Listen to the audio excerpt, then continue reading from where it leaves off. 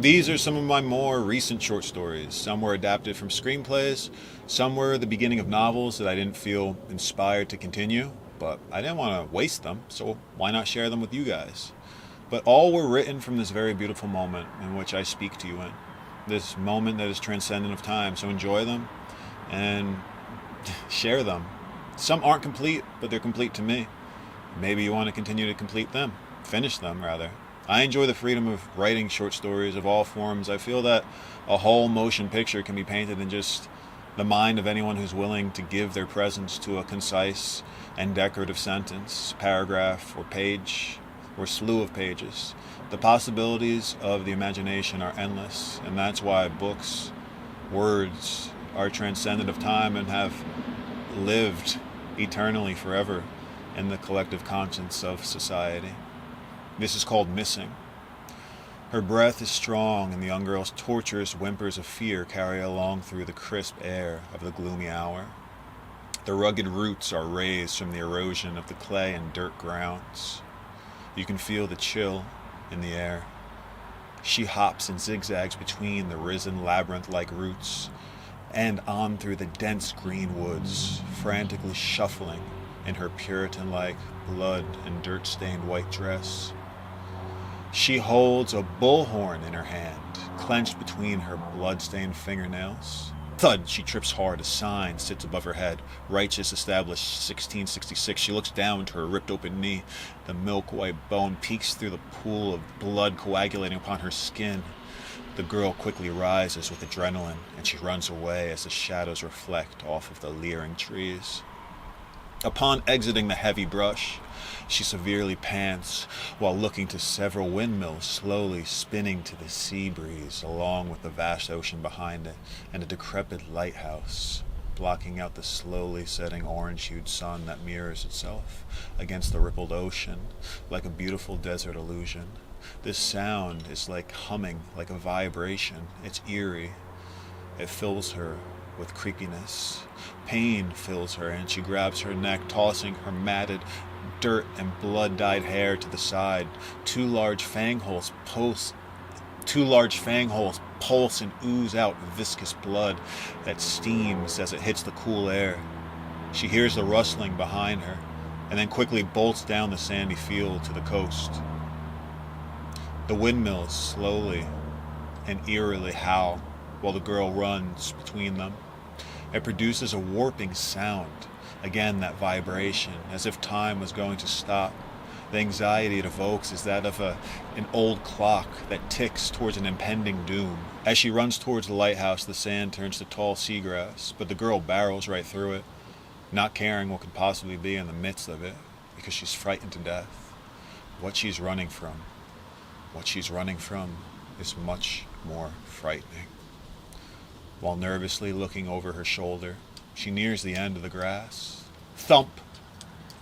And trips down into the dune, tumbling through the sand. She groggily rises and looks up at the shadowy tall grass and sees a horned animal mask peering. She grabs the sand-covered and blood-stained bullhorn and continues to run to the lighthouse that sits on the cusp of the thrashing ocean. While running down the rubble path to the lighthouse, her tethered shoe falls off, but the girl's moving too fast to even notice. She steps on several cracked shells and begins to leave a breadcrumb trail of blood behind. Her adrenaline is so high she can't even feel it. The young girl runs up the dauntingly tall and heavily chipped concrete stairwell to the top of the lighthouse. She looks to the faint light peeking down from the warped spiral staircase. A staircase so steep that it can evoke vertigo. Your mind can't even wrap around the perceptive reality of its daunting steepness and spiralness. Nail marks paint the curvature of the walls. Her breath is so heavy it sounds like she could exhale her lungs. Finally, upon reaching the top, she nervously exits, looking behind her to the darkened doorway in which she came, while backing up to a rusted gate that is barely guarding anyone from plunging to the oceanic cliffs below. There is no safety in this old, abandoned lighthouse. The sun now begins to disappear behind the lighthouse, causing darkness to cast upon the poor girl's petrified face. She sobs in fear. Her innocence supersedes her need for survival in this tender moment. She's lost. She's fearful. The poor girl is barely even a teenager yet. As the casted shadow from the fading sun begins to slowly get thicker, the frightened girl stares to the dark doorway, nowhere to go. She looks behind her and down to the thrashing waves. She looks behind her and down to the thrashing waves, exploding upon the shore, but then looks back to that blackened stairwell entrance, waiting for something to appear. Her options are nil, and tears begin to truly flood her. Womp, womp, womp. She jolts at the loud siren. She jolts at the loud lighthouse siren. The siren echoes and carries a bone-tingling chill. A shadow appears in the doorway, and out of it exits a black-cloaked being. As this thing exits from the darkness, and faint ambient light shines upon its shadow, beneath this drooping hood is the face of a lion, a decrepit lion with scars and blood. This mask is very old and leathery. It's as if the skin has turned to be some sort of petrified wood, like an African sculpture of some sort. The irksome definition of the mask is brought on by the fast-fading sun, provoking a sickness within the gut. The shadows of the light play tricks on the girl's mind. The young girl stares at the lion and exits slowly.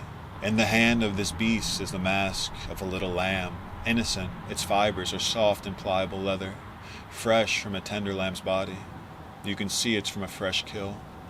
The lion sluggishly walks towards her step by step, almost as if they're teasing her with each pace. Despite the opaque mask, you can still feel the euphoria that the young girl's whimpers induce within the pure evilness of this soulless monster. She looks to see where she can run, but she very well knows that there is nowhere to go other than down, or around to the other side of the lighthouse, facing the warped windmills, looming over the treacherous sea of death. The girl runs to that very side, and the setting sun reflects off of the metal fans of the windmill. The sun reflects off of the eerie fans as she runs alongside the lighthouse. Another door opens on the other side. She runs to the other door. She decides to go in. She doesn't know where it will approach. The lion approaches her on her right side, and then on the left abruptly appears another cloaked being, wearing a horned ox mask. Another psychotic creature from the depths. They both slowly pace towards her while the reflective sun shines upon the young girl's innocent pale skin. Her neck pulses with fear and exudes a trail of blood from her fang-like wounds. She clenches the bullhorn behind her back while the last of the amber sun sets upon the rippled sea. The windmill faintly bounces the deteriorating glow of the sun, and the reflection dissipates as the clouds now quickly come in. Darkness fills the young girl's body. Pain fills her soul. Standing on each side of her are the two masked beasts. They inhale her fear, breathing it in. Get back, she screams. This doesn't stop them from irksomely taking their time, salivating through their masks, as if they're drooling, step by step, closer and closer. She has no choice. She has to run to the mysterious door, and then quickly comes to a halt. A peacock-masked being appears with an array of deep and dark colors. She backpedals and is quickly lassoed by it. The thick rope gets pulled and tightens around her petite waist.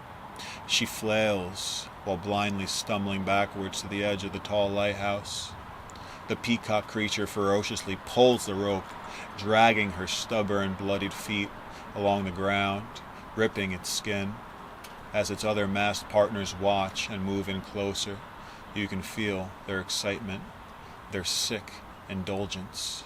The gloved hands pull the girl, reeling her in.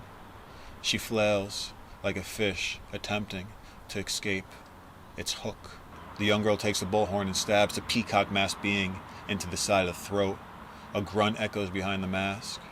Blood violently squirts from an artery. The young girl stumbles back to the ledge and attempts to free herself from the rope while avoiding the lunging lion and ox, but then falls over with the rope still around her. The round of rope quickly unwinds. Snap! The rope gains tension. Crunch! The tortured girl hangs with the rope clenched around her ribcage. You hear her bones break. A fractured rib protrudes from her white dress. The bone has splintered, and the marrow within it immediately begins to salivate its mineral-rich goodness. The masked creatures smell it. They smell the air The masked creatures crave her distress. She hysterically cries, "Help, help!" The girl gasps for air while swaying. Off the side of the lighthouse, blood begins to drip upon her scalp and run down the side of her face. She begins to get pulled back up to the top and anxiously cocks her head to see the three masks sadistically gazing down to her while pulling her towards them, arm after arm. Blood continues to squirt from the peacock's mask, but it doesn't slow him down. It continues to shower on the frightened young girl as she continues to flail and cry, "Mommy!" Her screams begin to lose vigor as shock dissipates due to pain and exhaustion and loss of blood. "Daddy," she utters and sobs out. She groggily weeps as the freakish masks stare down to her nearing body, eager for her blood.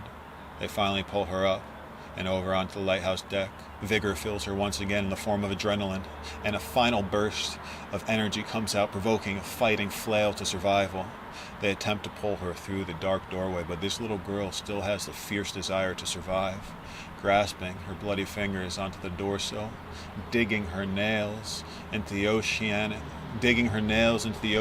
oxidized light blue copper frame, and then quickly disappearing into the black void along with the faces of the three torturous animal masks. The young girl's cries echo throughout the long tubular corridor of the dilapidated lighthouse.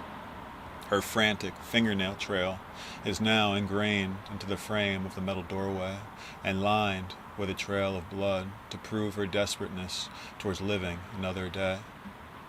But she failed. Thank you guys for listening. If you guys are interested in reading the whole screenplay that this was extracted from, feel free to comment. Let me know. And I'll send it to you personally. Peace and love to you. Thank you guys so much for giving me the time of day and sharing your time with me and wishfully enjoying my work. Peace and love to you. Have a great one. Thank you.